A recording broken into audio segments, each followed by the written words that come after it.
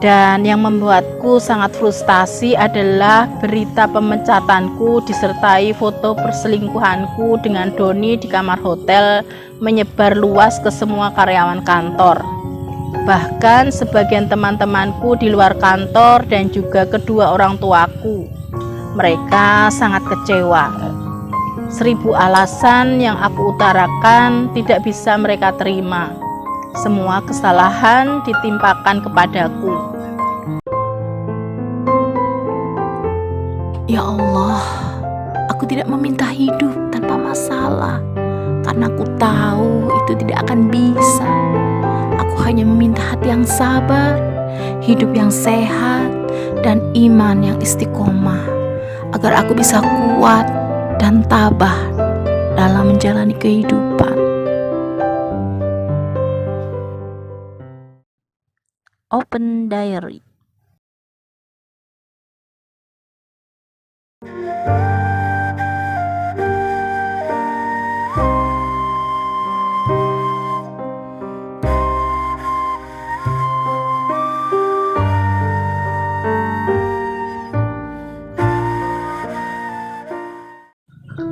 Assalamualaikum warahmatullahi wabarakatuh. Halo Elin Story Lovers, apa kabar kalian hari ini? Pada kesempatan kali ini saya akan membawakan sebuah kisah yang dikirim oleh Mbak Rina di Surabaya. Diary, terkadang kita harus menerima kenyataan bahwa apa yang kita dapatkan tidak seindah apa yang kita impikan. Itulah kisah hidup rumah tanggaku yang harus pupus di tengah jalan. Namaku Rina, sebut saja demikian. Lamanya waktu berpacaran tidak menjamin seseorang untuk bisa mengenal seperti apa karakter pasangan yang sebenarnya. Awalnya, aku mengenal Aldo sewaktu masih kuliah di semester 2. Kami kuliah di kampus yang sama namun beda jurusan. Aku mengambil jurusan manajemen sementara Aldo di teknik sipil. Pertemuan kami terjadi di sebuah kantin di kampus kami. Suasana kantin saat itu cukup ramai. Dan aku yang sudah memegang makanan dan minuman bingung mencari meja yang kosong. Di sudut ruangan ada sebuah meja yang semestinya untuk 4 orang, namun sudah terisi oleh seorang pemuda. Karena semua meja sudah penuh, aku pun nekat menuju meja di sudut ruangan kantin tersebut. Dan pemuda itu yang tak lain adalah Aldo. Dengan senyum ramah, mempersilahkan aku untuk gabung dengannya. Dari situlah awal perkenalan kami, hingga akhirnya terbentuk sebuah komitmen untuk membangun rumah tangga yang bahagia. Setelah lulus kuliah, alhamdulillah kami juga mendapatkan pekerjaan sesuai dengan bidang ilmu kami masing-masing. Dan yang lebih kami syukuri lagi, kantor tempat kami masing-masing bekerja juga masih dalam satu kota. Dan tanpa menunggu lebih lama lagi, kami pun segera mengesahkan hubungan kami dalam suatu ikatan janji suci pernikahan. Resepsi dihelat cukup meriah di sebuah gedung pertemuan yang biasa dipakai untuk berbagai acara termasuk resepsi pernikahan. Sebagaimana layaknya pasangan pengantin baru, hari-hari kami lalui dengan penuh kebahagiaan dan kemesraan. Di tahun kedua pernikahan kami, anak pertama kami lahir, seorang bayi perempuan cantik, dan kami beri nama Ataya. Dan tentu hal tersebut melengkapi kebahagiaan kami sebagai suami istri. Namun, di saat anak kami berusia 4 tahun, keharmonisan rumah tangga kami mulai pudar. Aku mulai merasakan adanya perubahan sikap pada diri Aldo. suamiku. Terlebih saat dia mendapat kepercayaan dari pimpinan di kantornya untuk mengerjakan sebuah proyek bangunan. Perhatiannya pada keluarga menjadi berkurang. Dia lebih fokus pada pekerjaannya. Dia sering cuek, bahkan ketika di rumah, di saat Ataya ingin digendong manja oleh ayahnya, dia malah memberikannya padaku dengan alasan mengganggu pekerjaannya. Hatiku sedih dengan sikap Aldo pada anaknya sendiri, sehingga aku pun menjadi overthinking. Jangan-jangan Aldo memiliki wanita lain di luar sana. Kesedihanku itu bahkan sampai terbawa di tempatku bekerja. Inilah awal bencana itu terjadi. Melihat sikapku yang terkadang murung membuat Doni, rekan kerjaku satu kantor, mulai bertanya kepadaku kenapa aku sering terlihat murung. Apakah ada masalah dengan pekerjaanku atau ada hal lain? Awalnya aku enggan menceritakan permasalahan keluargaku pada orang lain.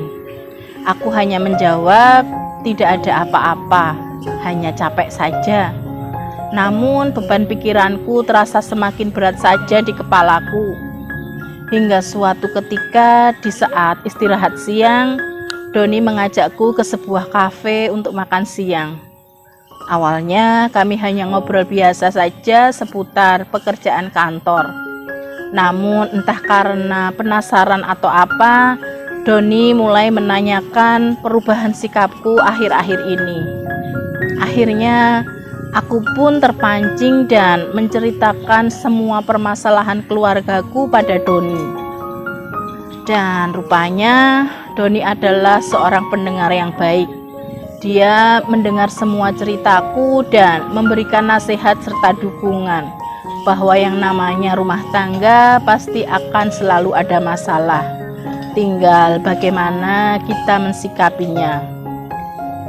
Diary, nasihat Doni ibarat setetes embun di sebuah padang pasir yang gersang, yang menyejukkan bagiku. Hingga akhirnya aku pun selalu curhat padanya setiap kali ada masalah. Dan Doni selalu memberikan solusi dari permasalahan yang aku sampaikan kepadanya. Tanpa terasa hubungan kami menjadi semakin dekat. Tidak hanya sebatas rekan kerja, tapi juga teman curhat. Aku merasa nyaman setiap berada bersamanya. Kami pun saling berbagi curhatan. Ternyata Doni sendiri juga memiliki masalah yang cukup pelik menurutku. Istrinya pernah ketahuan selingkuh dengan mantannya, sehingga kepercayaan Doni pada istrinya hilang sudah. Dia merasa sudah dikhianati oleh istrinya. Namun hebatnya Doni, dia tidak menampakkan dampak permasalahan keluarganya ketika dia bekerja. Dia begitu profesional menurutku, bisa memisahkan antara urusan rumah tangga dengan urusan pekerjaan. Seandainya kami tidak sedekat ini, tentu aku tidak tahu permasalahan yang dihadapi oleh Doni. Dan sepertinya setan mulai bergerak aktif menghasut kami. Seolah-olah kami adalah dua insan yang menjadi korban dari pasangan kami masing-masing. Dan kami saling membutuhkan satu sama lain, sehingga kami merasa nyaman saat bersama. Dan pintarnya Doni, dia juga tidak mau menampakkan kedekatan kami saat berada di lingkungan kantor, sehingga rekan kerja yang lain tidak ada yang curiga dengan kedekatan hubungan kami. Hanya pada waktu istirahat siang atau ketika di luar jam kerja, bahkan ketika hari libur, kami sering pergi bersama seperti layaknya sepasang kekasih. Kami saling berbagi cerita, berbagi pengalaman hidup, berbagi curhatan, dan berakhir dengan bertukar cairan.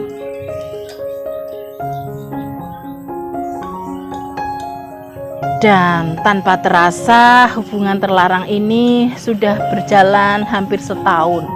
Kami begitu rapi menutupinya dari orang lain, bahkan dari pasangan halal kami masing-masing. Namun ibarat pepatah, serapi-rapinya menutupi bangkai, akhirnya akan tercium juga. Diary. Suatu ketika Aldo mendapat informasi dari kawannya, seorang manajer di sebuah hotel, bahwa dia melihatku bersama Doni check-in di hotel tempatnya bekerja. Tanpa menunggu lama, Aldo pun meluncur ke hotel. Entah mendapat kunci cadangan dari mana, Aldo bisa masuk ke kamar yang kami sewa. Aku dan Doni yang saat itu sedang bercumbu tanpa sehelai benang pun melekat di tubuh kami, dibuat kaget dengan keberadaan Aldo yang tiba-tiba sudah ada di dalam kamar bersama dua orang temannya, dan beberapa cahaya blitz kamera mendadak mengarah pada kami berdua. Dan tanpa bicara, Aldo dan dua orang temannya pergi meninggalkan kami berdua. Hanya raut wajah kecewa dan menahan marah yang terlihat di wajah Aldo. Aku dan Doni pun segera memakai pakaian kami tanpa melanjutkan percumbuan kami yang tinggal separuh jalan. Hilang sudah hasrat kami. Yang terbayang hanya kejadian apa yang akan menimpa kami selanjutnya. Singkat cerita, keesokan harinya aku dan Doni mendapat surat pemecatan dari pimpinan perusahaan tempat kami bekerja dengan alasan mencemarkan nama baik perusahaan disertai lampiran foto kami saat sedang bercumbu di kamar hotel.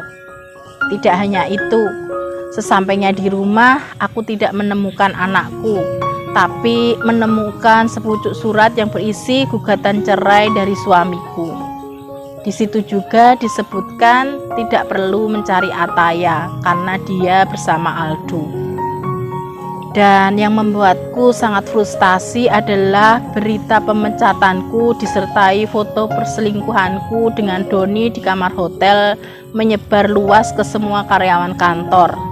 Bahkan sebagian teman-temanku di luar kantor dan juga kedua orang tuaku. Mereka sangat kecewa. 1000 alasan yang aku utarakan tidak bisa mereka terima. Semua kesalahan ditimpakan kepadaku. Memang penyesalan akan datang belakangan. Aku hanya bisa pasrah dengan nasibku saat ini. Rasa malu bertemu banyak orang membuatku lebih senang menyendiri di dalam kamar. Dan nasib Doni sendiri sepertinya tidak jauh berbeda denganku. Info terakhir yang aku dapat dari WA-nya, dia digugat cerai istrinya dan dikucilkan oleh lingkungan tempat tinggalnya dan juga teman-teman dekatnya. Hukuman masyarakat ternyata terasa amat berat. Diary. Setahun sudah berlalu. Akhirnya aku berpikir tidak mungkin aku selamanya akan seperti ini. Setiap manusia memiliki kesempatan kedua untuk memperbaiki diri. Dengan minta maaf dan mohon doa restu pada kedua orang tuaku, aku memutuskan untuk pindah keluar kota dan mencari pekerjaan di sana agar tidak lagi bertemu orang-orang yang sering mencibirku.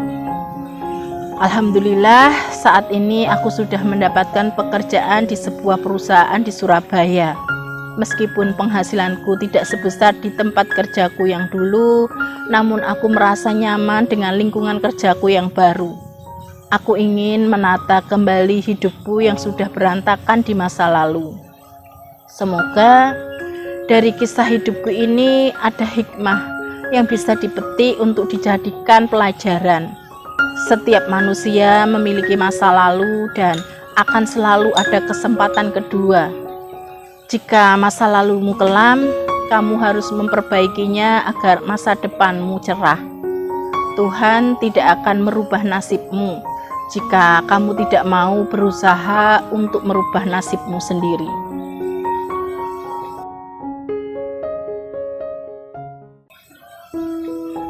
Demikian sebuah kisah yang dikirim oleh Mbak Rina di Surabaya. Terima kasih Mbak Rina yang sudah berkenan membagikan kisahnya di Elin Story.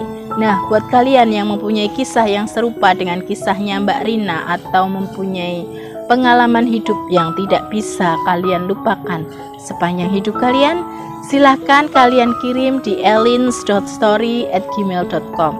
Terima kasih. Wassalamualaikum warahmatullahi wabarakatuh.